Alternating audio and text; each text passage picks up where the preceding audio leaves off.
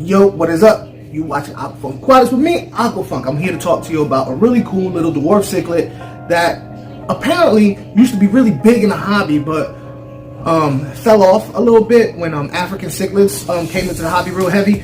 But now I'm making a comeback. I'm real happy about it because I got me one of those. It's actually gonna get me more. Ain't gonna lie to you. It's a dwarf cichlid. You know I'm an angel guy. They do great with angels. They do great with planet tanks. And it's my little Laetacara. How's it go? Laetacara Curviceps. Now this is a funny name because Laeta, the Laeta part in Latin, it means happy because these guys have like a little marking across their lip, makes them look like they have a smile, right? Acara meaning what part of South America they come from. The curve part means bent, curve, you know, curvy, and seps is head. So they do have a curve to the head, a nice little curve to the head, and they are South American. Like I said, great with angels. Let me tell you about the one I have. The title, the thumbnail, you see, it says Little Big Man, and the reason why is because I recently put in a Geophagus brilliensis in here, and this little dude just, hey, he bucked up on him. You know, even though the brilliensis is 2 times the size, he bucked up on him. They are a cichlid. They grow a little over 3 inches for the male and a little over 2 inches for the female. Their coloration is very natural. They have great iridescence to their bodies. If you're not one of those people who like super flashy colors, you like a little bit more of a drab natural look, then these guys are definitely up your alley. I just can't talk enough about them. I'm getting more on them. So actually Saturday I'm going to where I got these, and I'm stoked to probably get me about 5 more. I don't know, maybe I'll have me a breeding colony. I'll look out for that. So check it. They do great in planted aquariums. First of all, they do like to have their hiding spaces. They, like my particular one, likes to hide amongst this rocks and this dead tree I have here. They're not really all that shy. They are out and about.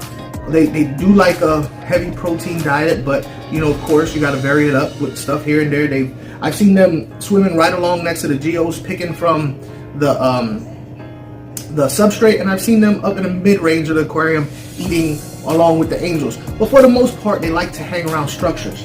I don't know, you might be able to see him in here, but I just can't talk enough. They remind me a lot of convicts as far as they're not really, you know, the standout fish, the out in the open fish. A lot of it's because of their size, but they are active in the background. So they would make a great dither fish, or if you had a tank full of tetras, they would make a great centerpiece fish in a tetra tank. The tetras being you know, the dither fish that gives them the courage to come out more. In my particular case, it's all these bigger angels all out and about makes this little curviceps cichlid, which is also called the flag cichlid or dwarf acara. Well, anyway, all these angels, you know, give them the courage to come out more because they are a little fish. What can I say about these fish? Oh yeah, tank size. You can keep them in a 10-gallon, but I would recommend a 20 long. I really wouldn't waste money on a 20 high if you was going to buy an aquarium especially devoted to this fish, because they don't spend a whole lot of time away from structures, and most structures in aquariums are down at the bottom, the rocks, the plants, the driftwood, so on and so forth. So a 20 long would be great. As far as breeding goes, they breed on multiple different types of surfaces, a flat rock, a leaf like an angel. So you know, they're pretty, you know, versatile as far as breeding goes. Temperature, mid to high, low 80s. pH, you would like to have it, you know, neutral, as much as possible. Neutral would do fine. From what I understand, if you're getting some wild caught ones, you might want to have it, you know, kind of acidic. But in my experience, you know, 7.5, 6 to 7.5 is fine for them. I don't know about anything more than that because I've never tried. But if you have driftwood and a lot of plants, I'm sure your tank will buffer out just fine. What else can I say about this tank? Food, a premium pellet, high in protein. Like I said, tank mates pretty much can go with anything that won't eat it. You know, if you want them to be the biggest fish in the tank, put tetras in there. If you want them to be the littlest fish in the tank, you can put smaller cichlids.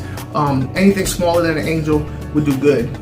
I definitely recommend this fish to the point where I'm gonna get more of them Whether I'm going to keep them in a separate tank or put them in here with the angels, I don't know. I think they would do well with fish like rams, even cribs, pistos. That would be a cool tank if you had a tank full of dwarf cichlids. You know, I think that would be an awesome tank. In fact, it might be a tank I might think about doing in the future. You know, a dwarf cichlid tank. So yeah, that's my little thing on the flag cichlid, dwarf acara, whatever you want to call it. Laetacara Curviceps. Most people just call them curviceps, but definitely a fish. Oh yeah, I forgot to tell you. As far as dwarf cichlids go, they run about $6-7.